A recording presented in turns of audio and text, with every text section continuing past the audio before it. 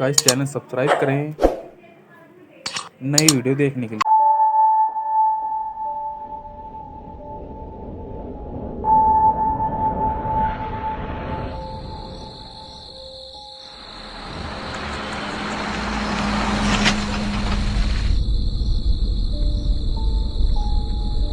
अरे यार सूची, बच्चों जैसी बातें मत किया करो। इतनी बड़ी होकर ये सब फालतू बातें, थोड़ा दिमाग से सोचकर बात किया करो। नहीं, मैं बस ये कह रही हूँ कि अच्छा ये बताओ, तुमने कभी खुद से भूत देखा है? नहीं, लेकिन सोनिया बता रही थी कि सोनिया को मारो गोली। तुम बताओ, सोनिया को खुद नहीं पता होता है वो क्या बोल रही है। एक तो वो पता नहीं कौन कौन से डरावनी फिल्में देखती रहती है, और ऊपर से जो डरावनी नॉवेल्स पढ़ती है वो अलग। इन सब की वजह से ये सब बातें करती है वो। हाँ, 5 डरावनी फिल्में तो हर दिन देखती है। देखा, वही तो कह रहा हूं। बात करते करते मुकुल और सुचिरा होटल के रिसेप्शन की तरफ बढ़े। उन दोनों का एक 2 साल का बच्चा भी था, ऋत्विक। वो होटल बहुत ही पुराना, छोटा, गंदा सा और थोड़ी बदतर सी हालत में था। दार्जिलिंग जाते वक्त वो किस्मत से रास्ते में पड़ गया, वरना उन्हें रात भर ड्राइव करना पड़ता। रिसेप्शन पर एक बूढ़ा सा आदमी पेपर पढ़ रहा था। वो बहुत ही दुबला सा, मोटे से चश्मों के साथ एक फटा हुआ कोट पहनकर बैठा हुआ था। वो बूढ़ा आदमी उनकी ओर देखा और बोला, हाँ क्या? तो मुकुल बोला, हमें रात भर रुकने के लिए रूम चाहिए। वो आदमी उनको गलियारे में ले गया, जिसके आगे ही कमरे शुरू हो रहे थे।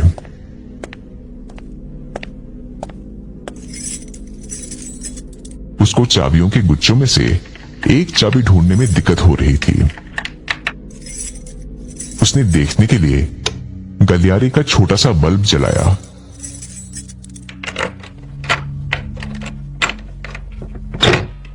दरवाजा खुलते ही उसमें एक ही बिस्तर दिखाई दी।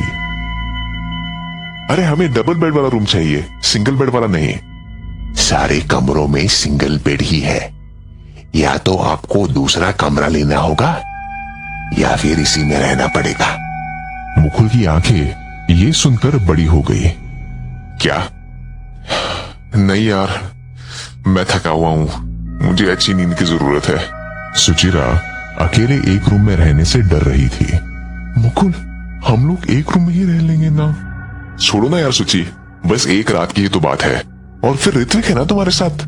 क्यों ऋत्विक? मुकुल ने अपने बच्चे से ताली मारते हुए कहा, और वैसे भी मैं तुम्हारे ठीक बगल वाले रूम में ही रहूंगा, ओके? मुकुल की बात मानने के अलावा सुचिरा के पास और कोई चारा नहीं था। वो उसको बार बार समझाकर थक चुकी थी कि उसे नई जगहों और खासकर ऐसे सुनसान जगहों पर कितनी घबराहट होती है। वो कमरे के अंदर गई और बोली, यहाँ रोशनी इतनी कम क्यों है? वो बूढ़ा आदमी बस अपने कंधे उचकाते हुए बिना कोई जवाब दिए चला गया। मुकुल बिल्कुल बगल वाले कमरे के बाहर चाबी का इंतजार कर रहा था।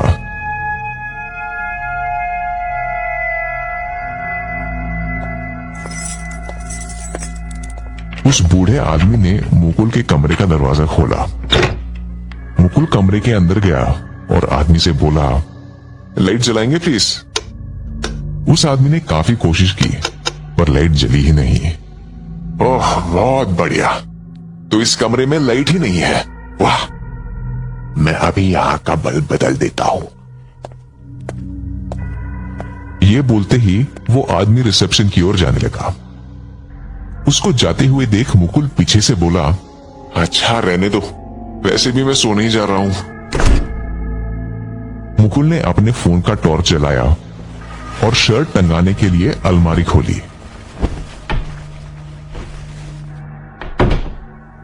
शर्ट अलमारी में डालकर तुरंत बिस्तर पर पड़ गया। कुछ ही देर में उसे नींद आ चुकी थी।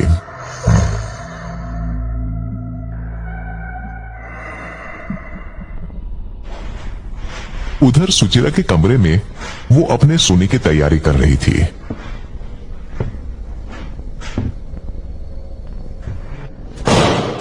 तभी उसने एक दीवार पर एक जोर की आवाज सुनी और उसको लगा कि बगल के कमरे से मुकुल वो आवाज कर रहा है।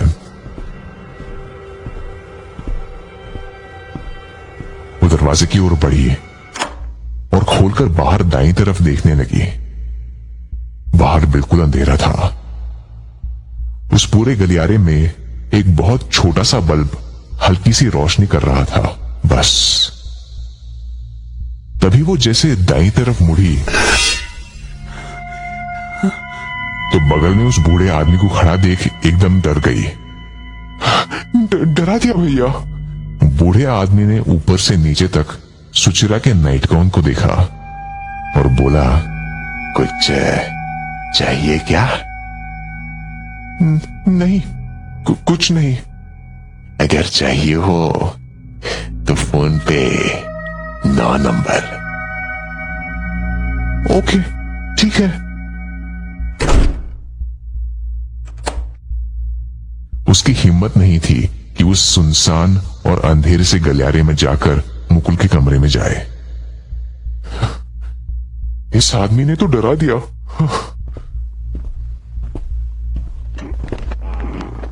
वो बेड पर वापस लेटने आ गई, जहां छोटा ऋत्विक अपनी आंखें मल रहा था और तकिए से खेल रहा था।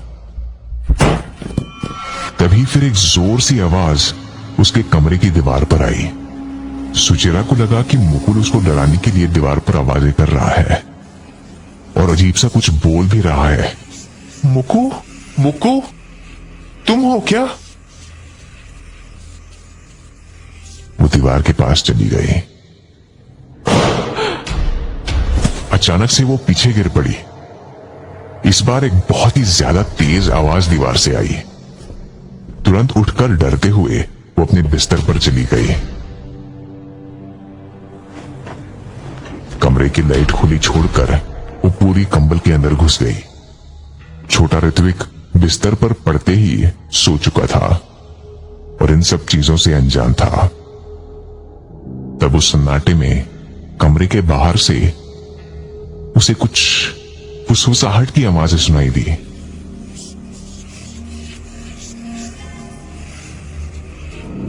जैसे ही उसने देखने के लिए अपने कंबल से मुंह बाहर निकाला तो वो एकदम चौंक गई।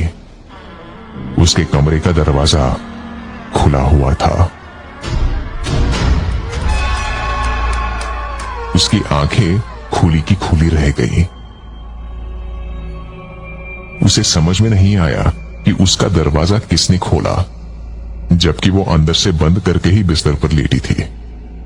शायद उस ठरकी बुड्ढे ने ही खोल दिया होगा।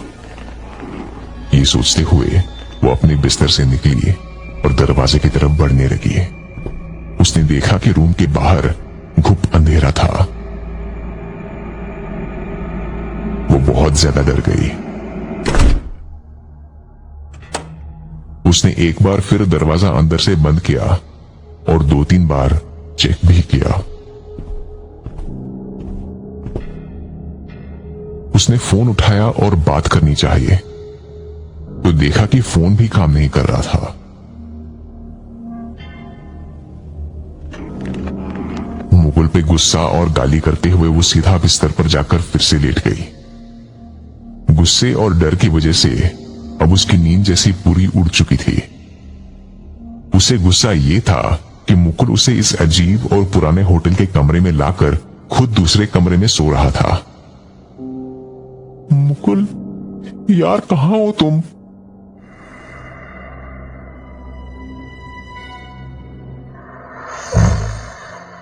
उधर दूसरे कमरे में मुकुल भी परेशान सा ही था। उसे बहुत ही कच्ची सी नींद आ रही थी और ठीक से सो नहीं पा रहा था। अचानक उसके हाथ को किसी ने छुआ और वो एकदम से जाग गया, जैसे किसी चीज ने उसके हाथ को रगड़ सा दिया था। वो आधी नींद में उठा और इधर उधर देखने लगा। अंधेरे में वो अपना मोबाइल ढूंढने लगा और जब कुछ फायदा नहीं हुआ तो वापस सोने लगा।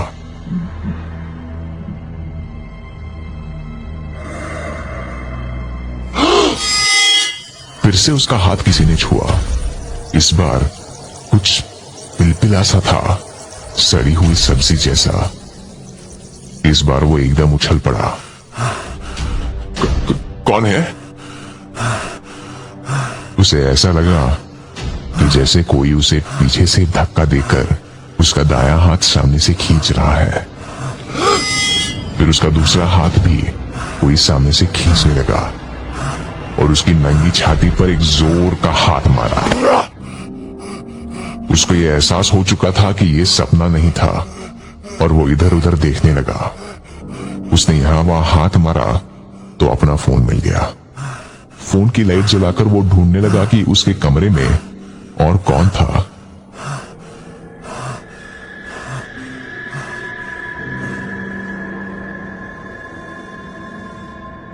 कोई नहीं था। उसने अलमारी और बिस्तर के नीचे भी देखा, पर वहां भी कोई नहीं था। उसके साथ ऐसा कुछ कभी नहीं हुआ था। मुकुल के लिए ये सब समझ से बाहर था। तभी उसने दीवारों से जोर जोर आवाजें सुनी और वो बाहर गलियारे की तरफ भागा। इस बीच में उसका फोन कमरे में ही गिर गया। उसको लगा जैसे कोई उसका पीछा कर रहा था, जैसे कोई परछाई उसके पीछे थी। बाहर निकलते ही उसे याद आया कि सुचिरा का कमरा उसके बिल्कुल बगल में ही था।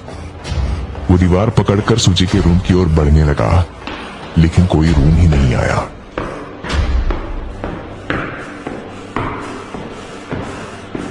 मुकुल चलता ही जा रहा था और वो दीवार खत्म ही नहीं हो रही थी। उसे बस उस गलियारे की हल्की सी पीली रोशनी दिख रही थी, पर वो हिल क्यों नहीं पा रहा था। और वो दीवार इतनी लंबी कैसे हो गई थी। उसने अपनी पूरी जान लगाकर आगे बढ़ना चाहा, पर जैसे उसको कोई पीछे खींच रहा था और वो आगे ही बढ़ नहीं पा रहा था। दीवार खत्म ही नहीं हो रही थी। वो जोर से चिल्लाया, सुची, सुची। तभी थोड़ा आगे उसकी दाईं तरफ एक दरवाजा खुला, जिसमें से रोशनी आ रही थी। दरवाजे में सुचिरा खड़ी थी। मुकुल, मुकुल, ठीक हो? वो बाहर आई और घबराते हुए उसने मुकुल को जमीन से ऊपर उठाया। मुकुल को वैसी हालत में देखकर वो डर गई थी। वो बहुत ही डरा हुआ और पसीने में भीगा हुआ था। उसके पूरे शरीर पर लाल निशान पड़े हुए थे। वो बस हाफता ही जा रहा था। उसने पीछे पलटकर देखा तो कुछ नहीं था। सुचिरा को देखते ही वो घबराते हुए बोला, चलो चलो यहां से निकलते, चलो निकलते हैं यहां से। सुचिरा कमरे में गई और 1 सेकंड में सामान और बच्चे को लेकर बाहर आ गई। वो भागते हुए रिसेप्शन पर पहुंचे, जहां वो बूढ़ा पेपर पढ़ रहा था। दोनों की ऐसी हालत देखकर वो चौंक गया। क्या बकवास जगह है ये? सुचिरा चिल्लाते हुए बोली। क्या हुआ? सब ठीक? यहां पक्का कुछ गड़बड़ है। हमें यहां से तुरंत निकलना है। ठीक है, बुढ़ा बड़े आराम से बोला। उसने अपना रजिस्टर निकाला और बोला, यहां साइन करो और चले जाओ। मुकुल आगे बढ़ा, अपनी जेब से पेन निकाला और साइन करा। वो उस बुढ़े को पैसे दे ही रहा था कि बुढ़ा बोला, तुम्हें अपनी बीवी की सुननी चाहिए थी। वैसे ये लोग किसी को परेशान नहीं करते हैं, अपने में ही रहते हैं। तुमने उन्हें मजबूर किया। क्या मतलब? मैं समझा नहीं। इसके जवाब में वो बूढ़ा बस मुकुल को घूरता रहा। सुचिरा ने मुकुल को खींचते हुए कहा, हो गया, चले। वो गेट की तरफ जा ही रहे थे कि वो बूढ़ा जोर से चिल्लाया, मैडम, आप मेरे होटल का कुछ सामान ले जा रही हैं। ये बोलते हुए बूढ़े ने सुचित्रा के कंधे की तरफ इशारा किया।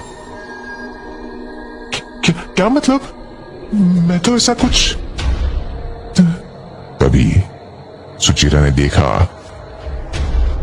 जो उसने अपने कंधे पर उठाया हुआ था वो ऋत्विक नहीं था, उसके कमरे का ही एक तकिया था जिसे वो ऋत्विक समझकर उठा लाई थी। तभी उन्हें ऋत्विक के जोर से रोने की आवाज उस होटल के गलियारे से आने लगी। मुकुल ने उस बूढ़े को देखा। बूढ़े के चेहरे पर अजीब सी हंसी थी। उन्हें खाना चाहिए होता है।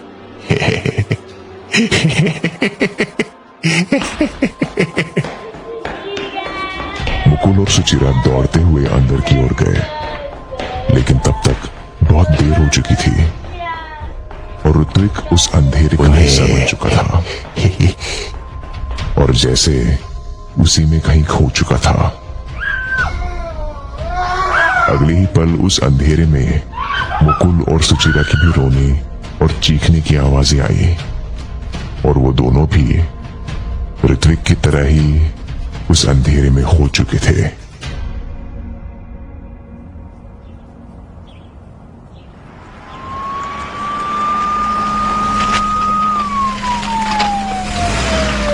दो दिन बाद जब पुलिस वहां इन तीनों के लापता होने की छानबीन करने आई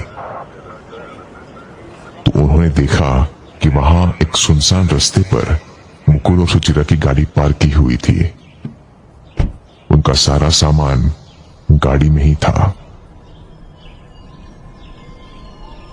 और सामने ही वो होटल जो 20 सालों से बंद और वीरान पड़ा है और वहां कोई भी नहीं रहता।